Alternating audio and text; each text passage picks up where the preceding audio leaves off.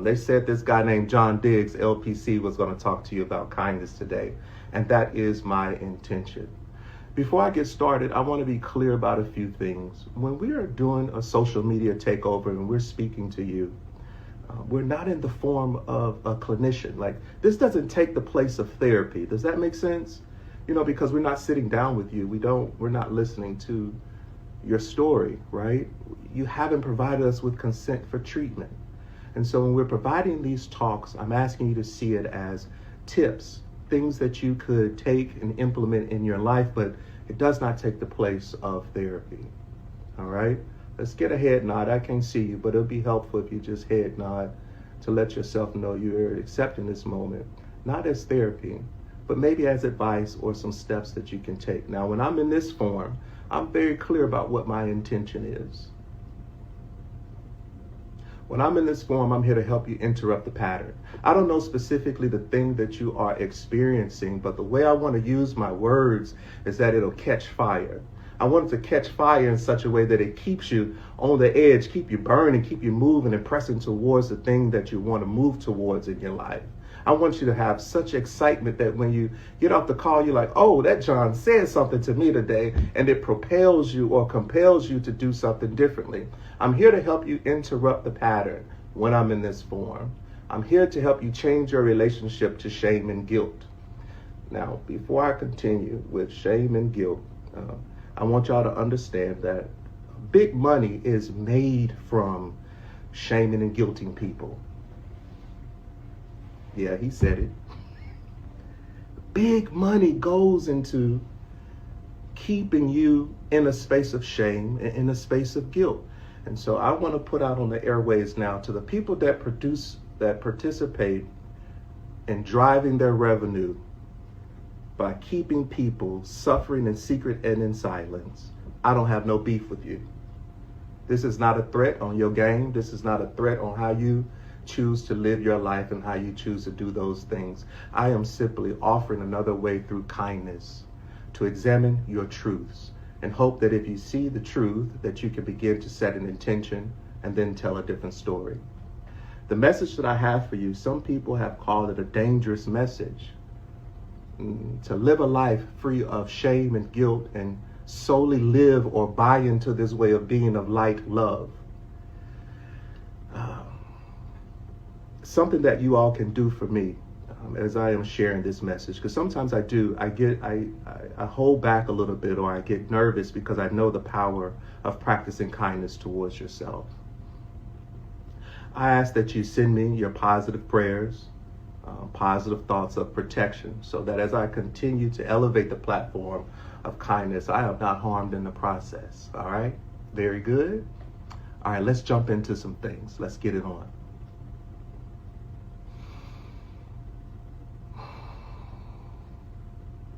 I was thinking about how I wanted to start my talk today about kindness. And I figured the best way to do it is to be honest with you, bring a little bit of me into the space. The truth of the matter is, maybe about 4, maybe 5 years ago, I had to deal with the possibility that I wasn't a nice person.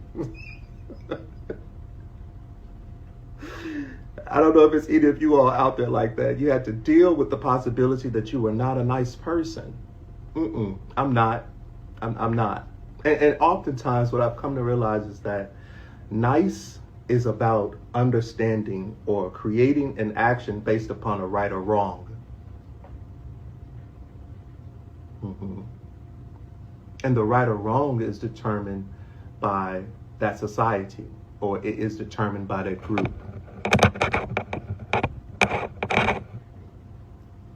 Hey, K Reddish. Hey, Awareness Heals. Shout out to you. Thank you for coming in. A lot of time being nice is about right or wrong. You know the phrase, do the right thing, right? It's about a right or wrong, or a good or bad. And I have found out that I had lived so much of my life trying to be nice that I had betrayed myself. You say you did what, John? Yeah, because I was so invested. And would it be seen as good or bad or right or wrong that oftentimes I left my voice outside of the equation. And anytime you come to the table and you're having a negotiation or coming up with some choice, you're about to make a choice or some plan, and you are not represented in that choice, then you have betrayed yourself, because you are now doing essentially what you've blamed others for doing, not listening to you, not valuing you, not creating the space for you to belong. And so sometimes, I don't have beef with people who are nice. I really don't. What I understand is oftentimes being nice is at the sacrifice of how you feel or about your personal views about something.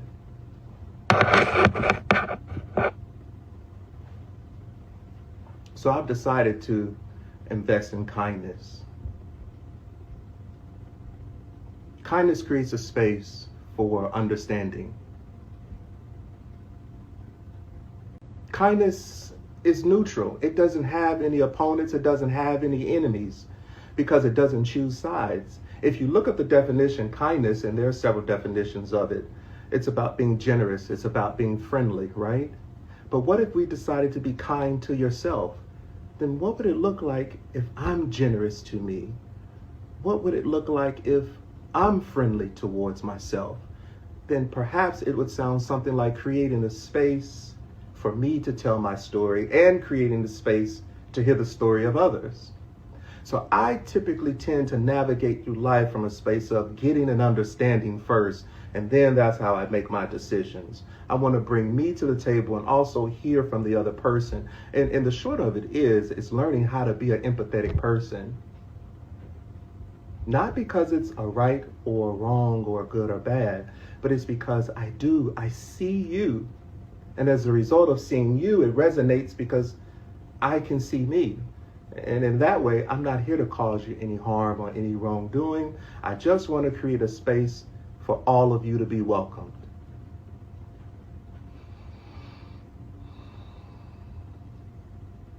A space for all of you to be welcomed. Even the parts that shame and guilt you. Now hold up, John.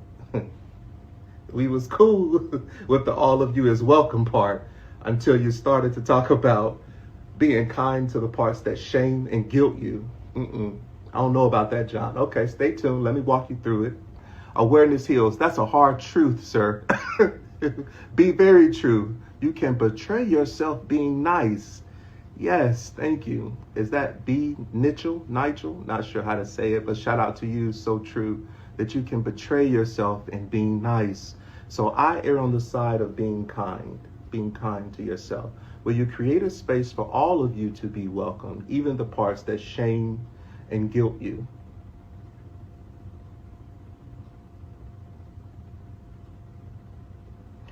When I reflect on kindness, I sometimes like to call out shame for what it is, or I like to call out guilt for what it is. And oftentimes I see myself sitting at the table with them.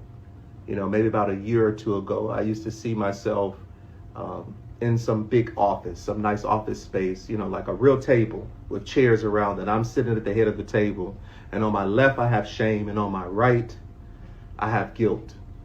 And now it's more of a brunch. I love a good brunch, right? And so I like to sit down at the table with all of me to hear what shame has to say and to hear what guilt has to say. Thanks, Dr. Sutherland. Kindness always wins. Now pay attention now, because remember I said kindness is about creating space for all of you to be welcome, even the parts that shame and guilt you. Now watch this now, okay? For those of you that have challenges with creating spaces that are kind to you, I'm going to give you 4 prompts, okay? 4 prompts up at the top here, and I'll come back and revisit them. For those of you who want to practice more kindness towards yourself and learn how to move through shame and guilt, I'm going to give you 4 prompts. The first prompt is, I feel. Number 2, I want or I need. Number 3, this is your action step, okay? I hope to manage it by. And number 4, you can support me by. Now, it's okay if you didn't have an opportunity to write them down. I got a worksheet for you at the end, and I'll also come back to them. So I feel, number 1. Number 2, I want or I need. Number 3, I hope to manage it by. And number 4, you can support me by. All right? Very good. So when I sit down at the table, creating a kind space for all of me to be welcome, I look over there at shame and I look over there at guilt. Like this is a real life situation, right, that I'm in. And I'm trying to figure out, why is shame and guilt present? How come every time I get ready to step out and do something new or believe in myself or fall in love or come out of a toxic relationship, why am I hearing thoughts in my head like, you're not enough, it's not going to work out, you should feel bad about what you're doing? Why am I doing that? What is that about? Because quiet as it's kept, those are the thoughts that trigger anxiety.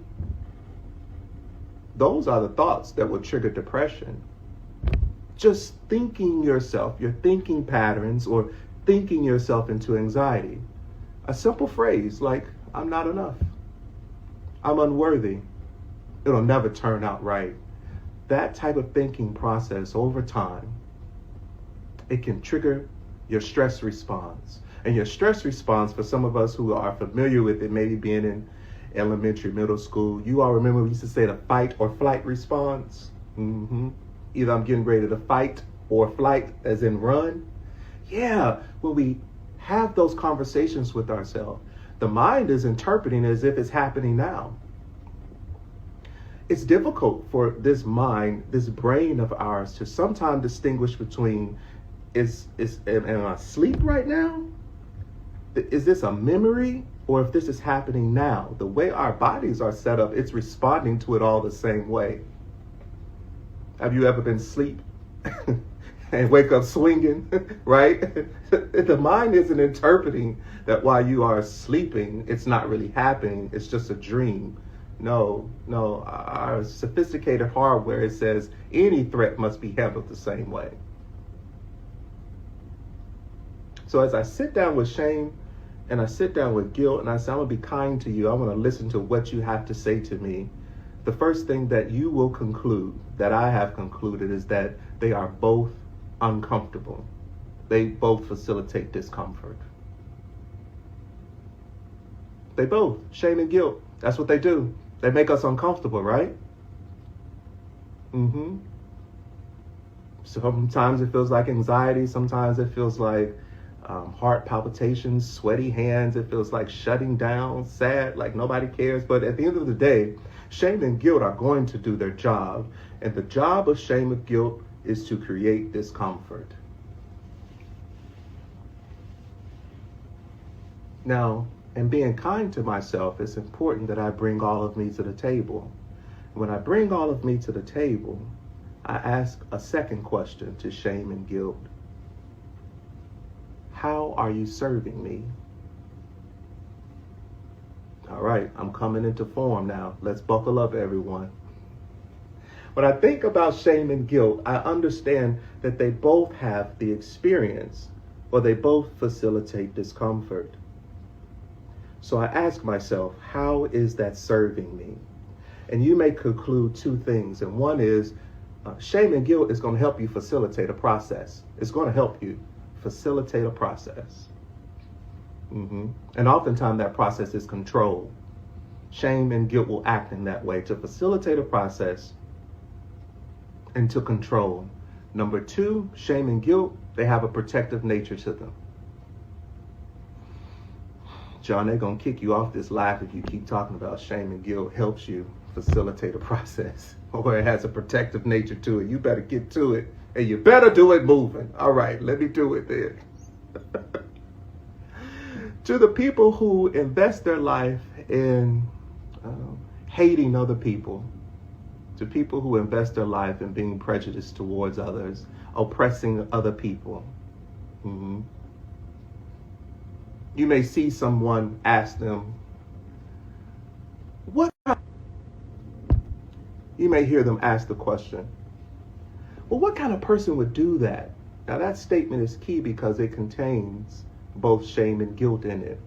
And that moment, to the person who is hating or has some prejudice or oppressing someone, we want to shame them back into the middle ground again, because whatever they are doing, they have broken or ripped apart the moral fiber, and we as the people say, you're wrong. In that sense, we're using shame and guilt to help facilitate a process of bringing people back to the middle. We want them to reflect on their ways and do it differently. On that side, we're like, cool, yeah, let's use shame and guilt in that way, right? Because it's helpful in facilitating the process, often controlled. Now let's talk about love for a moment. Let's talk about how shame and guilt, that same process, can interrupt connecting and attaching to other people. Oftentimes this shows up in relationships. Have you ever started to fall in love? I mean, like you feel it, like you really about to start falling in love. Like, yeah, you out here singing all kind of Mary J songs or love songs, and I don't know who y'all listen to out here. Probably Celine Dion, I don't know. But you singing, right? You got the whole mixtape. Wait, John, you showing your age. They don't do mixtapes no more. But you know what I'm talking about. Your playlists on the record player. I mean, you are singing, baby, because you are falling in love. And then you hear something that says, this ain't gonna turn out right. Does that ever happen to you before? She ain't real. He ain't real. He don't really mean it.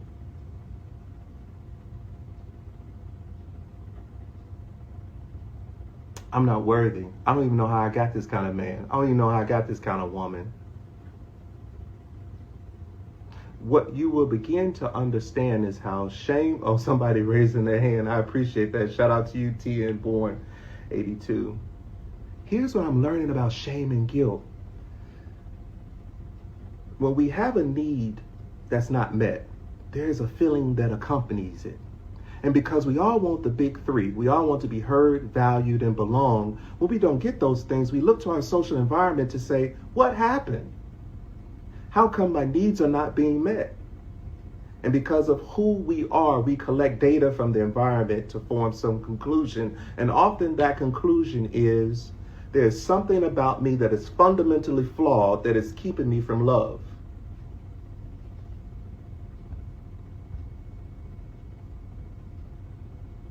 And so that's where the shame statement occurs. That's how shame begins its way of protecting you from feeling that same hurt again, because shame has a good way of reminding us. It'll say, remember that time when so-and-so didn't come through for you? Do you remember that time when that relationship didn't go through? Why? Because I was unworthy of love. I should have never believed in it anyway. I'm worthless. You know, it's those types of statements, when we say them out loud, they build the shame wheel. They build the safety response of, don't do that again, because if you do, you'll walk into it and it'll get you hurt.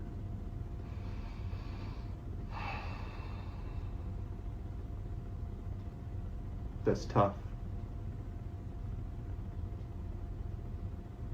It's tough to get to a space that when you're ready to fall in love, you start to think about all those early childhood relationships or even present day relationships that reflected back to you the reason why it didn't work out is because I thought there was something fundamentally wrong with me. I thought I was a bad person. And so now when you go out in real time and you're trying to meet, you're trying to connect, all you're hearing is, don't do it. It's not going to turn out well. Whether you know it or not, that is a part of the shame cycle. That is a part of the guilt cycle that's playing out in real time. Why? Because the last time it happened, it was so bad and it was so painful that shame and guilt is going to create enough discomfort to help you move away from it, even if it means love.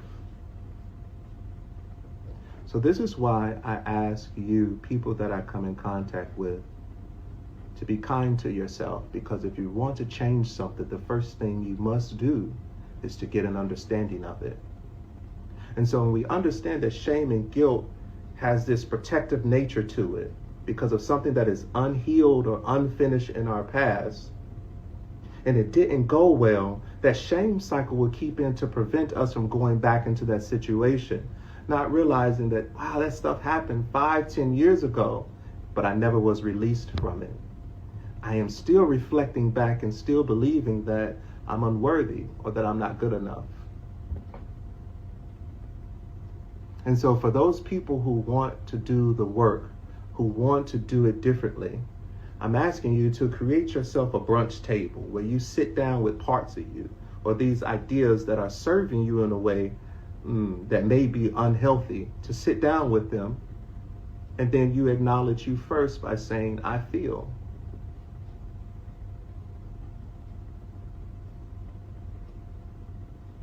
I feel nervous. I feel out of sorts. I feel this way because every time I get ready to go into a relationship, it always seems to turn out, you get to fill in the blank. What do I want? What do I need? I most want connection. I most desire closeness. I hope to manage it by. That's your action step. How do you hope to manage it? I intend to show up. I intend to be the first one to send a text message. I'm okay with creating the first date. I'm okay with following up and saying hello and how I'm doing. And if you're talking to someone else, you can say, and you can support me by understanding that all of this is brand new to me. I don't really know how to do it myself, but I'm learning. Sometimes if you're anything like me, that last statement is a conversation with myself in the mirror saying, like, you can support me by, meaning you, John, inner child being, giving me some space so that every time I may make a mistake or it feels like I'm making a mistake, I don't need the shame wheel anymore to give me permission to love. I don't need guilt to give me permission to connect. I don't need you to give me permission to feel safe anymore. I choose to use these 4 prompts in a way where I can show up for the fullness of myself by creating a kind space and articulating what I want and what I need in my life. Shame, thank you. Guilt, thank you. You did keep me safe. You did create such a space that was so uncomfortable for me. Here it is. It's coming into form. Thank you, shame and guilt, for creating a space for me where I would feel so uncomfortable that I had to hide myself. Here it is. Thank you, shame and guilt, for creating such a space that you taught me how to be invisible. Because when I am invisible, when I'm hiding and I'm unseen, then you can't hurt me. That's what shame and guilt does. It shrinks you. It makes you invisible. But what you can do today is stand in a space of kindness and say, hey, all of me is welcome. As Jeffrey Anthony Charles says, truly rewriting the narrative, on this day, I choose to bring all of me to the table, even the parts that may shame and guilt me, and ask, how are they serving me? And when I understand that they are serving me in a way that helps me stay safe, hidden, and visible, just so that I won't get hurt, and I have a choice at that moment. I can say, I feel, I want, or I need, and this is how I'm going to manage it. I'm going to create spaces for myself today to be safe. I'm going to actively do it. I no longer need the permission of shame and guilt to do it. All right? So this is the practice of kindness towards self. It's about bringing you all of you to the table. Who wrote that quote again, Charles Anthony? Tell them. Jeffrey Anthony Charles, truly rewriting the narrative. Awareness Hill says, who wrote that quote again? Hey, if you didn't get the prompts, that's okay. I got you. After this video ends, go over to Mainspring at Mainspring CTS. They're on Instagram. Click the link in the bio, and there will be 2 handouts for you. One, to create your kindness definition towards yourself. Okay? The practice of kindness towards self. You can't move forward until you get your kindness definition. And then number 2, these same prompts, I feel, I want, or need, I hope to manage it by, you can support me by, guess what? They're already in a handout for you. A fillable document. Just download it and do the work, right? If y'all have any questions, feel free to put it in the chat. I'm going to hang around just a little bit to see if I can provide you with any more insight.